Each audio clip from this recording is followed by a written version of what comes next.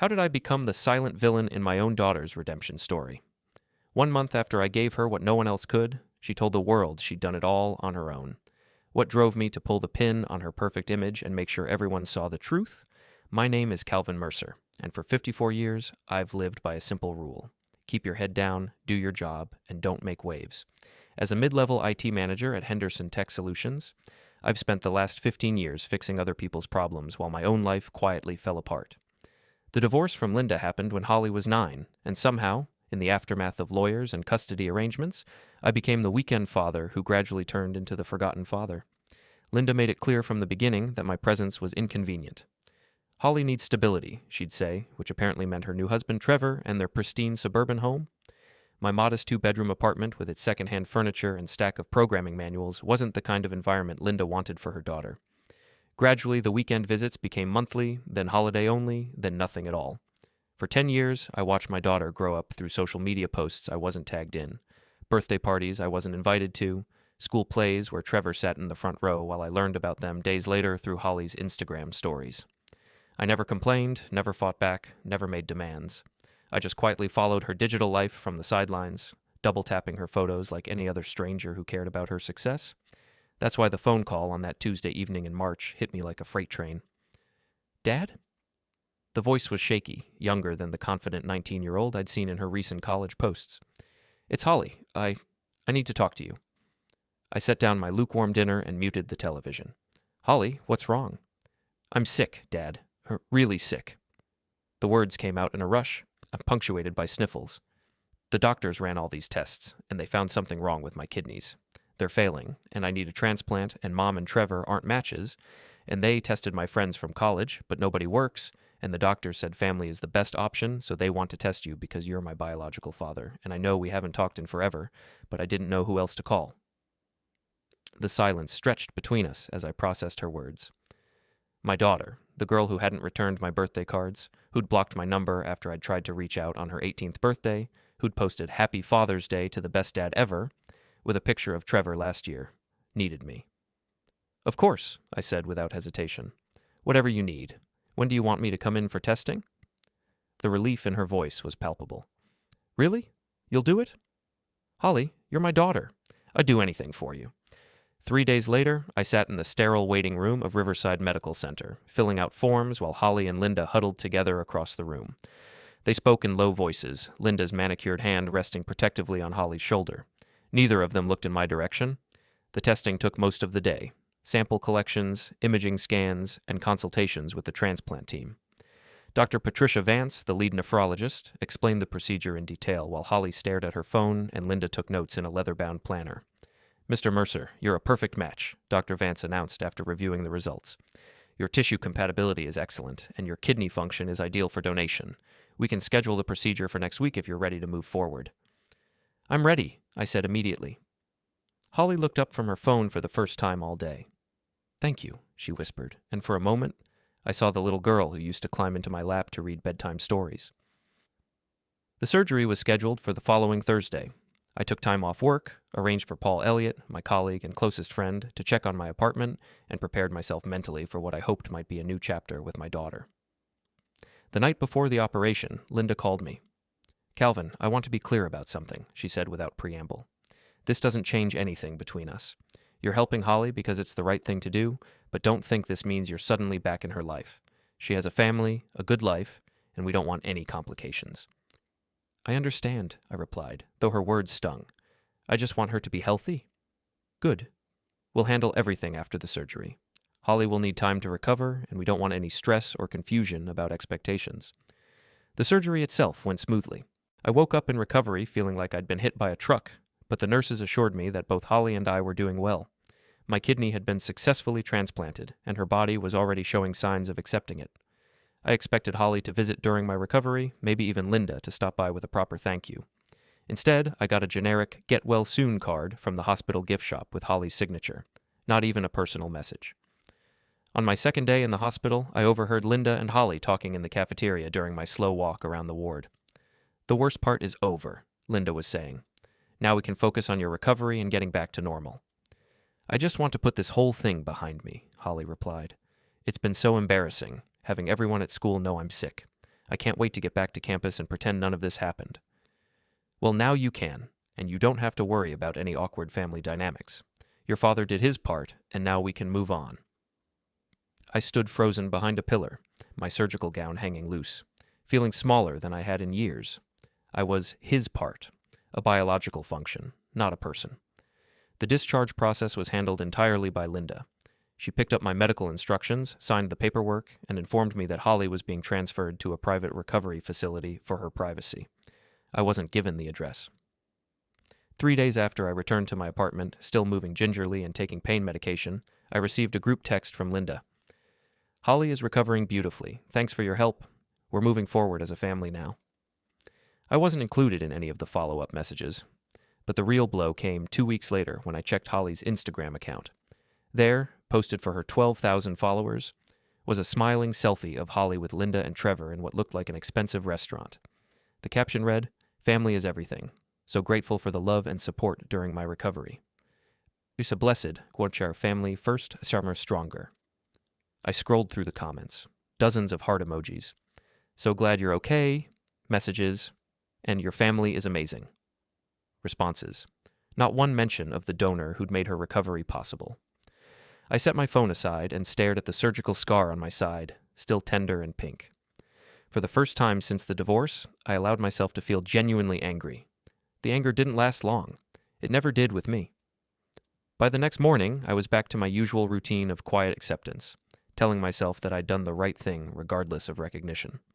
But Paul noticed the change when I returned to work the following Monday. "You look like hell," he said, setting a cup of coffee on my desk. "How's the recovery going? And more importantly, how's the relationship with Holly?"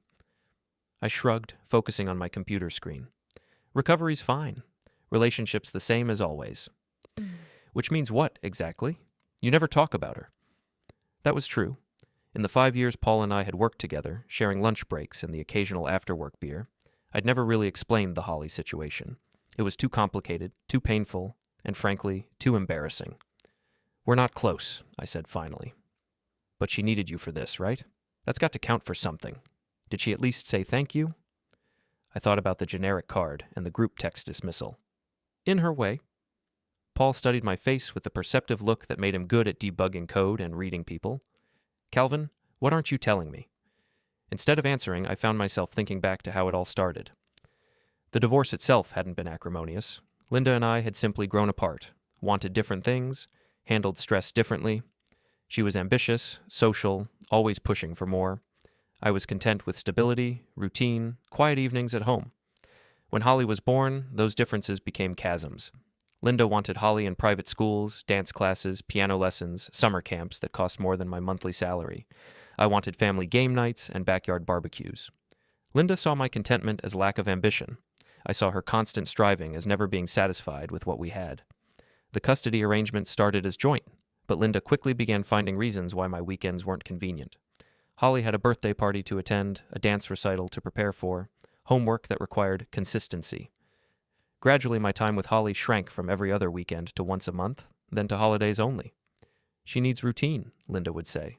"All this back and forth is confusing for her." What Linda really meant was that my modest lifestyle was an embarrassment. When Trevor entered the picture, successful real estate developer, country club member, owner of a 5-bedroom colonial in the best school district, I became even more inconvenient. The final blow came when Holly was 13. I'd planned a weekend camping trip, something we'd done several times before and that Holly had always enjoyed. I'd reserved a campsite, bought new hiking boots for her growing feet, and planned a route to a waterfall she'd mentioned wanting to see. The Friday before our trip, Linda called. "Holly doesn't want to go camping anymore, Calvin. She's growing up, developing other interests. She wants to spend the weekend with her friends." "Did she tell you that, or are you deciding for her?" "She's at that age where hanging out with her father isn't cool anymore. You need to respect that." I asked to speak with Holly directly. When she came to the phone, her voice was distant, almost scripted. "I'm sorry, Dad, but I really want to stay home this weekend. Maybe we can do something else another time?" That another time never came. My calls went unreturned.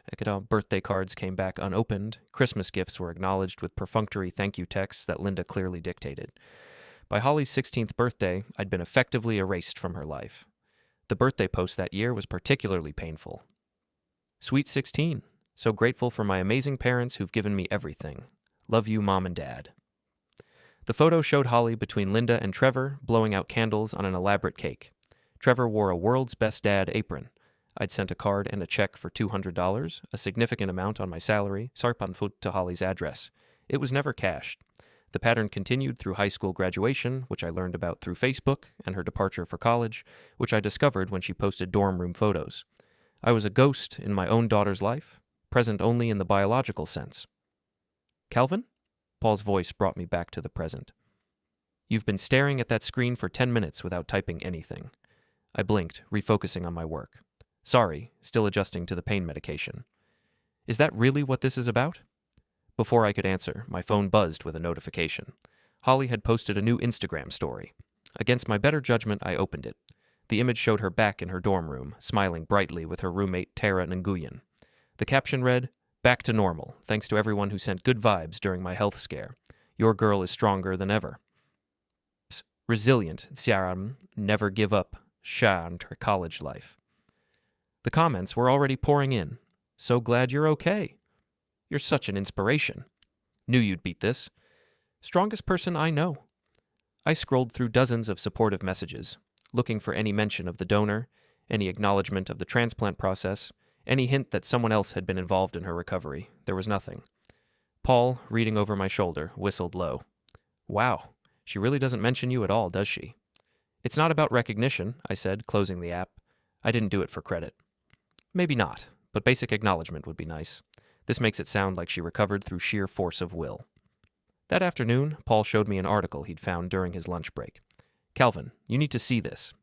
The headline read, "Local college student overcomes kidney disease through determination and family support." Below it was a photo of Holly in her hospital bed, surrounded by Linda, Trevor, and several friends from school. The article quoted Holly extensively. It was really scary at first, but I knew I had to stay positive. My family and friends were incredible throughout the whole process. There were times when I wanted to give up, but their love kept me going. I learned that you can overcome anything if you have the right support system and refuse to quit. Linda was quoted as well. We're so proud of Holly's strength during this difficult time. She never complained, never felt sorry for herself. She's an inspiration to our whole family. The article mentioned the successful transplant, but described it only as receiving a kidney from a compatible donor. No names, no details, no acknowledgement of the donor's relationship to Holly. This is insane, Paul said. They're acting like some anonymous donor just materialized out of thin air. I read the article twice, feeling a familiar ache in my chest that had nothing to do with surgical recovery. It's fine, I said, though it wasn't. No, Calvin, it's not fine. This is your daughter. You literally gave her a piece of yourself, and she's pretending you don't exist. That evening, I sat in my apartment with takeout Chinese food and my laptop, scrolling through Holly's social media accounts. The narrative was consistent across all platforms. Brave girl overcomes illness through personal strength and family support. The family photos all featured the same three people, Holly, Linda, and Trevor. The thank you posts mentioned friends, professors, medical staff, and everyone who sent positive thoughts. I wasn't mentioned anywhere. For the first time in years, I allowed myself to feel the full weight of what had been done to me. Not just the recent erasure, but the decade-long pattern of being systematically removed from my daughter's life. I'd been reduced to a biological function, useful when needed, invisible otherwise. I opened a new browser tab and, for reasons I couldn't fully explain, began researching donor rights and recognition. What I found didn't surprise me. Legally, I had no claim to acknowledgement or ongoing relationship. The transplant was a medical procedure, not a guarantee of family connection. But morally? That was a different question entirely. The breaking point came exactly 1 month after the surgery, on a quiet Sunday morning when I was finally feeling physically normal again. I'd made coffee, settled into my reading chair with the newspaper, and decided to check my phone for any weekend work emails. Instead, I found a notification that Holly had posted something new. The post was a long, heartfelt message accompanied by a photo of her standing on her college campus, arms raised triumphantly toward the sky. She looked healthy, vibrant, completely recovered. The caption sent a chill through me. 1 month ago, I was lying in a hospital bed wondering if I'd ever feel normal again. The doctors told me I needed a miracle, and honestly, there were moments when I didn't think I'd get one. But here's what I learned. Sometimes you are the miracle. Sometimes the strength you need is already inside you, waiting for you to find it. I won't lie. There were dark moments when I felt completely alone, when it seemed like nobody understood what I was going through, when I wondered if I was strong enough to handle what was happening to me. But I refused to give up. I refused to let this disease define me. I fought every single day to get back to this moment. To everyone facing their own battles right now, you've got this. You're stronger than you know. You can overcome anything if you believe in yourself and refuse to quit. I'm living proof that miracles happen when you make them happen yourself. Thank you to my amazing support system for believing in me even when I didn't believe in myself.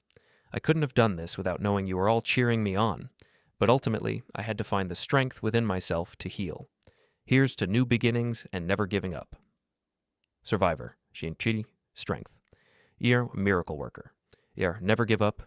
Ear, overcoming obstacles. Aramadar, inspiration. Ear, blessed. Ear, warrior. Ear, resilient. Ear, self-made. I read the post 3 times, each pass making me angrier than the last. The comments were already flooding in. You're incredible. Such an inspiration. This gave me chills. You're amazing. Wow, you really did this all on your own. So proud. You're a warrior. Nobody can stop you. This is why I love following you. You show that anything is possible. You literally healed yourself through willpower. Incredible. Taryn Guyen, her roommate, had commented, Proud of you, girl. You did it all on your own and proved how strong you are. Holly had replied, Thank you, babe. It was all about mindset and refusing to be a victim. I set my phone down with shaking hands. The post had been up for 2 hours and already had over 800 likes and dozens of shares. Holly's inspirational message was spreading across social media, being celebrated and amplified by people who believed she'd somehow healed herself through positive thinking and personal determination. Not only had she erased my contribution entirely, but she'd actively rewritten the story to make herself the hero of her own medical miracle.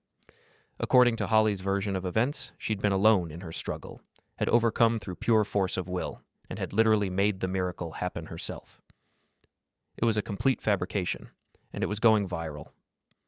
I walked to my filing cabinet and pulled out the folder I'd kept from the hospital. Inside were all the documents from the transplant process, consent forms with my signature, medical records showing my kidney function tests, post-surgical instructions for both donor and recipient, insurance paperwork clearly identifying me as Holly Mercer's biological father and organ donor. The evidence was undeniable. On March 15th at 7:30 a.m., surgeons at Riverside Medical Center had removed my left kidney and transplanted it into my daughter's body. The procedure had saved her life. She was alive and healthy because of my organ, my recovery, my willingness to undergo major surgery for someone who had ignored me for years, and according to her public narrative, none of that had happened. I thought about calling her directly, demanding an explanation or at least an acknowledgement, but I knew how that would go. Linda would intercede, there would be excuses about privacy and moving forward, and ultimately nothing would change.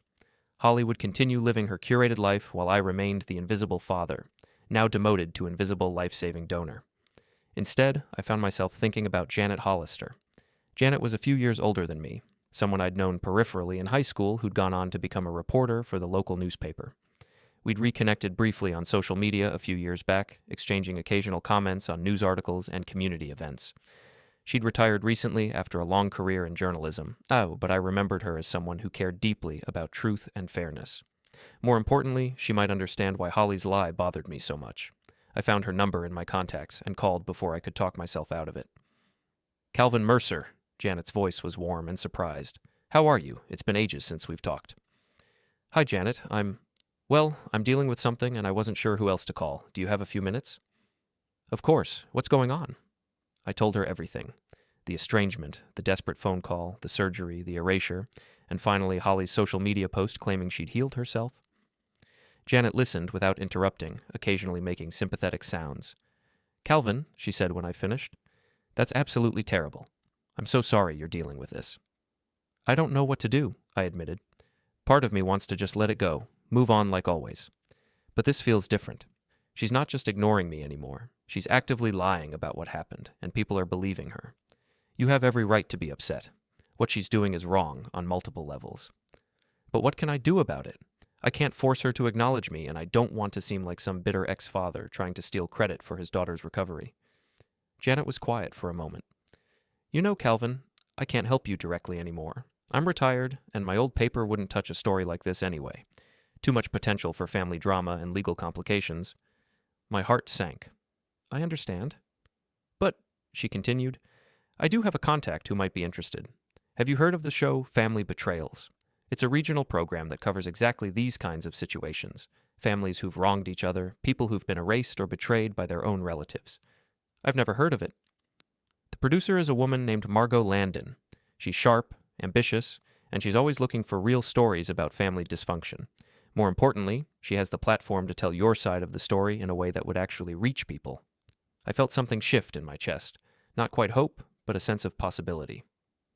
You think she'd be interested?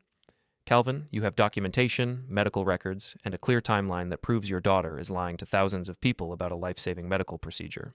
You're not some bitter ex trying to cause trouble. You're a donor who's been completely erased from the narrative of his own sacrifice. That's exactly the kind of story Margot looks for. She gave me Margot's contact information and encouraged me to reach out. Don't let them erase you, Calvin. What you did mattered, and the truth matters. After we hung up, I sat staring at Margot Landon's phone number for nearly an hour. Was I really considering going public with this? Was I prepared to escalate a private family matter into a media story? I looked at my phone again, where Holly's post now had over 1,000 likes and had been shared dozens of times.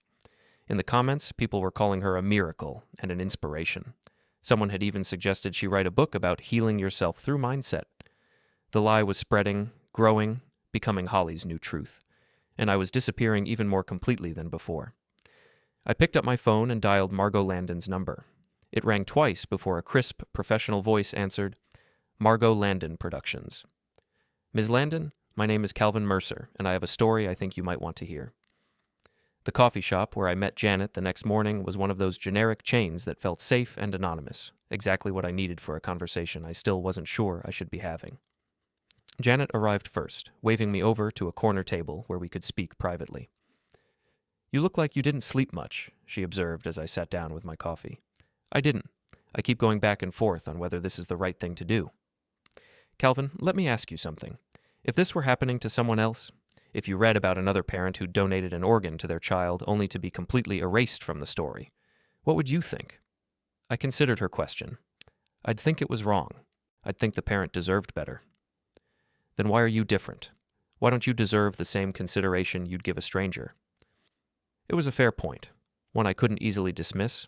I just don't want to come across as vindictive or attention-seeking. There's a difference between seeking attention and seeking acknowledgement. You're not asking to be called a hero. You're asking not to be erased entirely. Janet leaned forward. Did you call Margot? I did. She wants to meet tomorrow afternoon. Good. What did you tell her? Just the basics. That my daughter publicly lied about her medical recovery and I have documentation proving it. And what did she say? She seemed interested. Asked a lot of questions about timeline, evidence, whether Holly has a significant social media following. I paused. She also asked whether I was prepared for this to become public and potentially ugly. Are you? That was the question I'd been wrestling with all night. I don't know. I've spent my whole adult life avoiding conflict, staying in the background. This feels like the opposite of everything I am. Maybe that's the problem, Janet said gently. Maybe staying in the background is exactly why you're in this situation. The meeting with Margot Landon was scheduled for Tuesday at 3 p.m. at the offices of Channel 7 News, where her production company rented space for Family Betrayals and several other local programs. I'd taken the afternoon off work, telling Paul I had a medical follow-up appointment. The TV station was smaller than I'd expected, housed in a converted warehouse on the outskirts of downtown. Margot's office was a cluttered space filled with storyboards, video equipment, and stacks of case files. She was younger than I'd anticipated, maybe early 40s, with short dark hair and the kind of intense energy that made me understand why she'd succeeded in television. Mr. Mercer, she said, shaking my hand firmly, thank you for coming in. Please, have a seat and tell me your story. I went through everything again, more systematically this time. Margot took notes, occasionally stopping me to ask for clarification or additional details. She was particularly interested in the timeline and the documentation I'd brought. May I see the hospital records? She asked. I handed over copies of the key documents, the donor consent forms with my signature, the surgical schedule showing both Holly and me as patients, the post-operative instructions, and the insurance paperwork clearly identifying our relationship. Margot studied each page carefully. This is very thorough. You've essentially got a paper trail that proves your entire story. I keep good records, I said. Occupational habit. What about her social media posts? Do you have screenshots?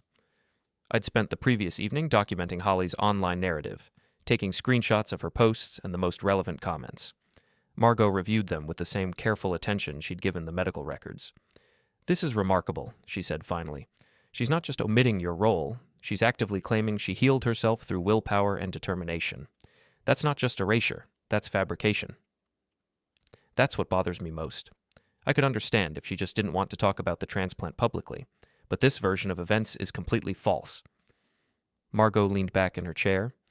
"Mr. Mercer, I'm going to be very direct with you. This is exactly the kind of story my audience responds to. You have clear documentation, a compelling narrative, and a protagonist who's genuinely wronged rather than just bitter. But I need to make sure you understand what you're signing up for." "What do you mean?" "If we move forward with this, it's going to become public. Very public. Your daughter will be confronted with the evidence, probably on camera. Your ex-wife will likely be involved. The story will spread beyond our show. Social media, other news outlets, potentially national attention. Are you prepared for that level of scrutiny?" I thought about Holly's Instagram post, now approaching 1,500 likes and dozens of shares. She made it public first. I'm just correcting the record. That's a fair way to look at it. Margot made more notes. "I'll need to verify your story independently before we proceed. I'll contact the hospital to confirm the transplant details and the timeline. Assuming everything checks out, and I have no reason to think it won't, we'd want to schedule a segment for next week." "What kind of segment?" "We're planning a special outdoor shoot at Riverside Park. It's a format we use for particularly dramatic reveals, more intimate than a studio, better for emotional authenticity. We'd invite both you and Holly to participate, though we wouldn't tell her the specific focus until she arrives." The idea of confronting Holly on camera made my stomach clench. What if she refuses to participate? "We'll present it as an opportunity for her to share her inspiring recovery story with a broader audience. Given her social media activity, I suspect she'll be interested." Margot's smile was sharp. "We'll also mention that we're doing a companion piece about organ donation and the importance of donor recognition." "You think she'll come?" "Mr. Mercer, your daughter has been crafting a public narrative about her recovery for weeks. The chance to tell that story on television to reach an even larger audience will be very appealing to her. She won't be able to resist." I signed the preliminary paperwork that afternoon, providing Margot with permission to verify my story and move forward with production if the facts checked out.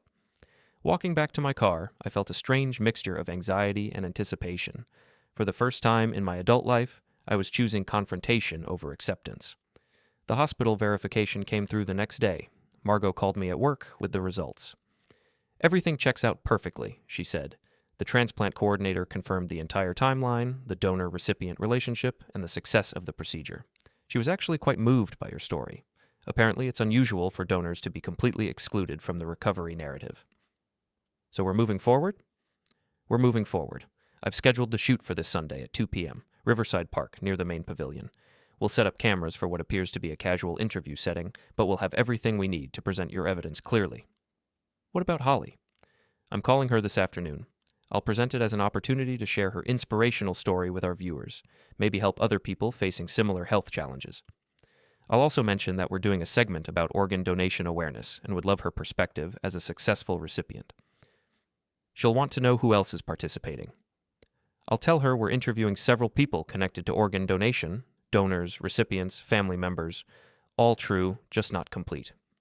Margot paused. "Mr. Mercer, are you ready for this? Once we're rolling, there's no going back." I thought about Holly's post, about the hundreds of people who believed she'd somehow healed herself through positive thinking, about the decade of erasure that had led to this moment. "I'm ready." That evening, I prepared for what I'd started thinking of as my presentation. I organized all the documents chronologically, printed clean copies of Holly's social media posts, and wrote out a simple timeline of events. I wasn't planning a dramatic speech or an emotional breakdown, just a clear, factual account of what had actually happened. Paul noticed my unusual focus when I stayed late at the office Thursday night, reviewing my materials one more time. "You're being very mysterious lately," he said, stopping by my desk. "Everything okay with your recovery?" "Recovery's fine. I'm just handling some personal business." "Anything you want to talk about?" I looked at my friend, one of the few people who'd shown genuine concern for my well-being throughout this entire process, and decided he deserved to know. "Paul, what would you do if someone took credit for something you did? Something significant?" "I'd probably call them out on it." "Why?" "Even if calling them out meant making a big public scene?" Paul studied my face. "Calvin, what exactly are you planning?" I told him about Margot, about the show, about Sunday's confrontation. Paul listened with growing amazement. "You're really going to do this? You're going to call out Holly on television?" "I'm going to tell the truth on television. There's a difference." "Not much of one in this case." Paul grinned. "You know what? Good for you. It's about time you stood up for yourself." Friday afternoon, Margot called with an update. "Holly said yes," she reported. "She's very excited about the opportunity. She's bringing her mother for support, which is perfect. We'll get both of their reactions on camera." "How did she sound?" "Confident, enthusiastic. She asked several questions about the audience size and whether the segment might be picked up by larger networks. I get the impression she sees this as a stepping stone to broader recognition for her inspirational story." The irony wasn't lost on me. Holly was walking into this interview expecting to expand her false narrative to an even larger audience. Instead, she was about to have it completely dismantled. "One more thing," Margot added. "I've arranged for Dr. Vance from the transplant team to be available by phone during the taping. If Holly tries to dispute any of the medical facts, we can have the doctor confirm them in real time." "You think that will be necessary?" "Mr. Mercer, in my experience, people who lie this extensively don't give up easily. We need to be prepared for her to double down, claim the records are wrong, or try to minimize your role even when confronted with evidence. Having the medical team available ensures we can shut down any attempts at further deception." That night, I sat in my apartment with all my documentation spread across the dining table, reviewing everything one final time. The consent forms with my signature, the surgical schedule, the insurance paperwork, the recovery instructions. Holly's social media posts claiming she'd healed herself. The evidence was overwhelming, undeniable, and about to become very public. For the first time in 10 years, I was going to be impossible to ignore. Saturday night, I barely slept. Not from anxiety exactly, but from a kind of electric anticipation I hadn't felt since college. I kept running through the facts in my mind, making sure I could present them clearly and calmly. This wasn't about emotion or drama. It was about truth, and the truth was on my side. Sunday morning, I dressed carefully in a navy button-down shirt and khakis. Professional but not overdressed, trustworthy but not trying too hard. I ate a light breakfast, reviewed my documents one final time, and drove to Riverside Park an hour early. The production crew was already setting up when I arrived. Margot spotted me immediately and walked over with her characteristic brisk energy. "How are you feeling?" she asked. "Calm," I said, and realized it was true. "Ready." "Good. Let me show you the setup." She led me to a pavilion area where her team had arranged 2 comfortable chairs facing each other, with cameras positioned to capture both participants clearly. A small table sat between the chairs, perfect for displaying documents. "You'll sit here," Margot indicated the chair on the left. "Holly will be here. I'll be off camera guiding the conversation. We'll start with her telling her story, let her get comfortable and confident, then we'll introduce you and your perspective." "When do I show the evidence?" "I'll cue you. We want to let her commit fully to her version of events before we present the contradicting documentation. The more detailed her false narrative becomes, the more powerful the truth will be." At 1:45, a black SUV pulled into the parking lot. Holly emerged from the passenger side, followed by Linda from the driver's seat. Even from a distance, I could see that Holly had dressed for television, a flowing blue dress, carefully styled hair, makeup that would look natural on camera. She appeared confident, excited even.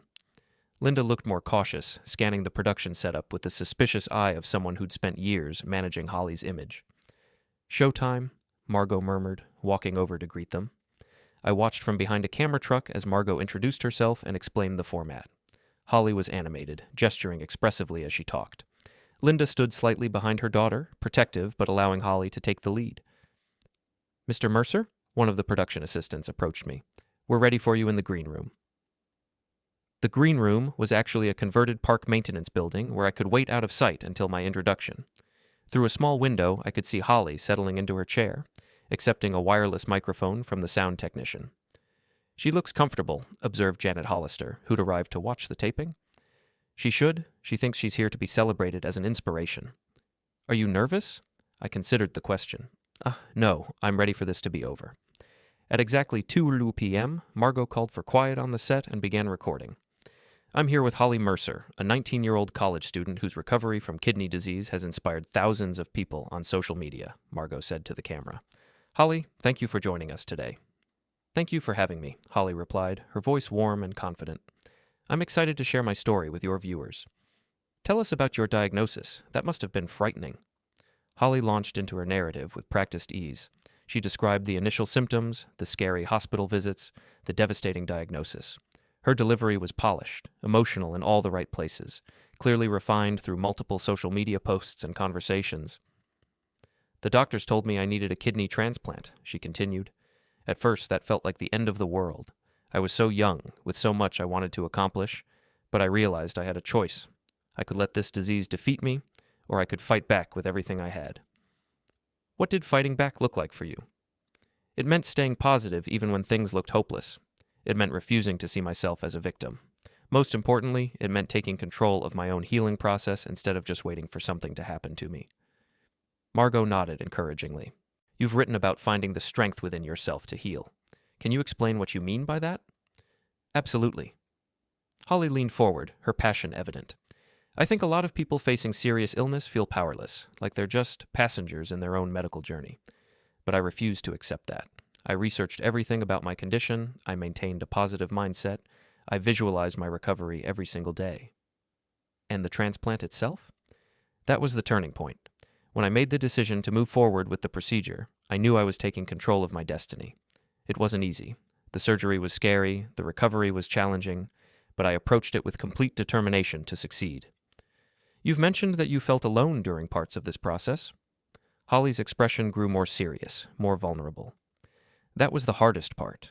There were moments when I felt like no one truly understood what I was going through, when it seemed like I had to find the strength to keep fighting entirely on my own, but that's when I discovered how resilient I really am. Tell me about your support system, your family, friends. My mom and stepdad were incredible, Holly said, glancing toward Linda, who stood just off camera.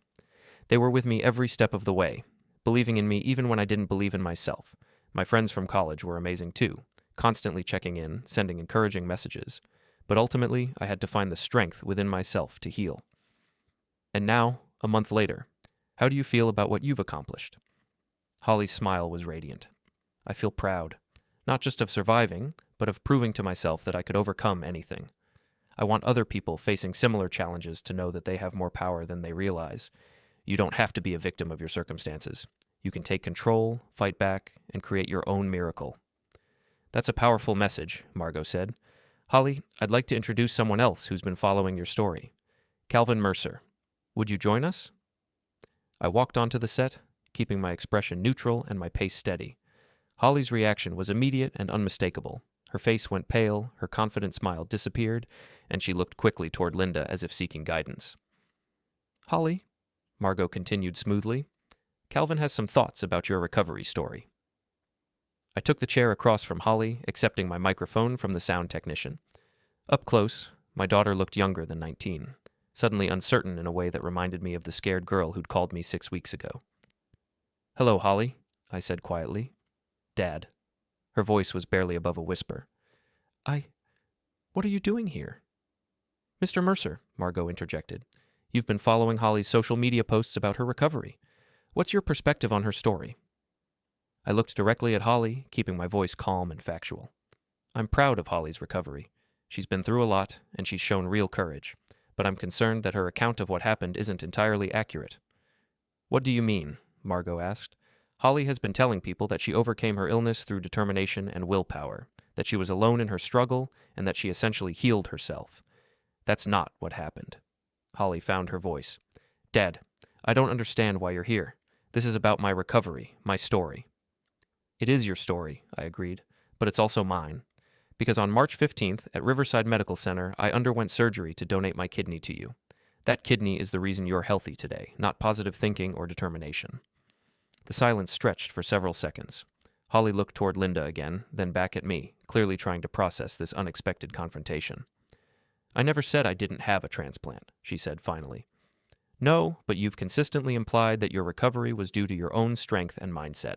You've told thousands of people that you made the miracle happen yourself, and that you found the strength within yourself to heal. You've described feeling alone in your struggle. None of that is true. Margot leaned forward slightly. Holly, how do you respond to that? Yes, I had a transplant. Everyone knows that.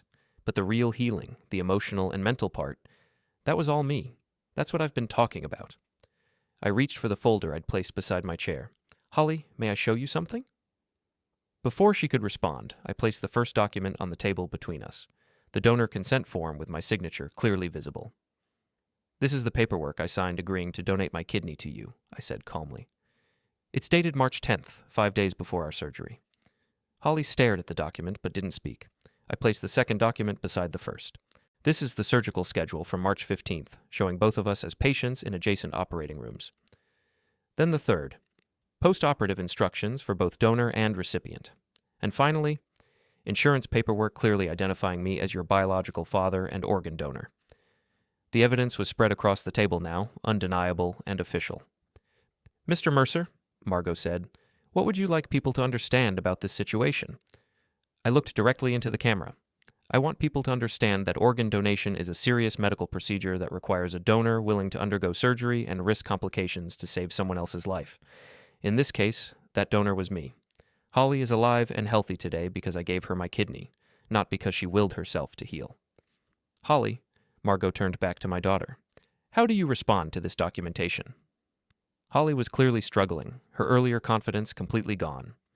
I never meant to minimize what my dad did. I was just trying to inspire people by focusing on the mental and emotional aspects of recovery. But you specifically said you felt alone, that you had to find strength within yourself, that you made the miracle happen yourself, I pointed out. You've created a narrative where I don't exist. That wasn't intentional. I pulled out my phone and opened her Instagram post from the week before. Holly, you wrote, and I quote, "Sometimes you are the miracle. Sometimes the strength you need is already inside you, waiting for you to find it. I fought every single day to get back to this moment. I'm living proof that miracles happen when you make them happen yourself." I looked up at her. How is that not intentional? Linda stepped forward from off camera. Calvin, this is unnecessary. Holly has been through enough without you trying to embarrass her publicly. I'm not trying to embarrass anyone, I replied, still calm. I'm correcting a false narrative that's been spreading across social media for weeks. Margot addressed the camera directly. We've contacted Dr. Patricia Vance from the Riverside Medical Center transplant team to verify these details. Dr. Vance, are you there? Dr. Vance's voice came through clearly via phone connection. Yes, I'm here. I can confirm that Calvin Mercer donated his kidney to Holly Mercer on March 15th. It was a successful transplant, and Holly's recovery has been excellent. Mr. Mercer underwent significant surgery and recovery time to make this possible. Dr. Vance, Margot continued, in your medical opinion, what role did Mr. Mercer's donation play in Holly's recovery? It was essential. Without the transplant, Holly's condition would have continued to deteriorate. The donated kidney is functioning perfectly and is the primary reason for her current good health. Holly was staring at the table now, her face flushed. The confident young woman who'd arrived an hour ago had been replaced by someone who looked trapped and exposed. Holly, I said gently, I never wanted recognition or credit. I donated my kidney because you're my daughter and I love you, but I won't be erased from the story of my own sacrifice. She looked up at me, and for a moment I saw something that might have been remorse. Dad, But before she could finish, her phone started buzzing, then Margot's phone, then Linda's. The segment was streaming live on the show's social media channels, and the response was immediate and overwhelming. Margot glanced at her phone, then looked directly into the camera. We're getting an incredible response from viewers right now. The comments are pouring in, and they're overwhelmingly supportive of Mr. Mercer's decision to share his story. She read from her screen. This father is a hero and deserves recognition. How could she erase her own dad like that? This is heartbreaking. He saved her life, and she pretended he didn't exist. Thank you for telling the truth, Mr. Mercer. Holly's phone was buzzing constantly now, notifications flooding in as the story spread beyond the show's immediate audience. I think, I said quietly, looking at Holly one final time, people deserve to know the truth about what really happened. That's all I wanted, just the truth. The cameras kept rolling as Holly's carefully constructed narrative crumbled in real time, her phone continuing to buzz with the sound of her false story being dismantled by thousands of people who now knew what really happened. Holly, Margot said, her voice cutting through the sound of constantly buzzing phones, would you like to respond to what your father has shared?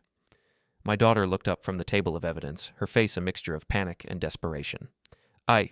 This is all being taken out of context. I never meant to hurt anyone. But you did mean to take credit for a medical miracle you didn't perform, I said calmly. You told thousands of people that you healed yourself through willpower and determination. You said you were alone in your struggle. You described yourself as making miracles happen through personal strength. I was talking about the emotional healing. Holly. I pulled out my phone and opened her latest Instagram post. Yesterday you shared a story about someone who asked how you cured yourself naturally.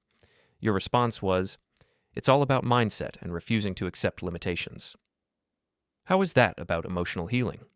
The color drained from her face as she realized I'd been documenting her expanding lies. Margot looked at her own phone again. The response continues to grow. We're getting shares across multiple platforms now. She read aloud. My dad donated his kidney to me, and I thank him every day. I can't imagine erasing him like this.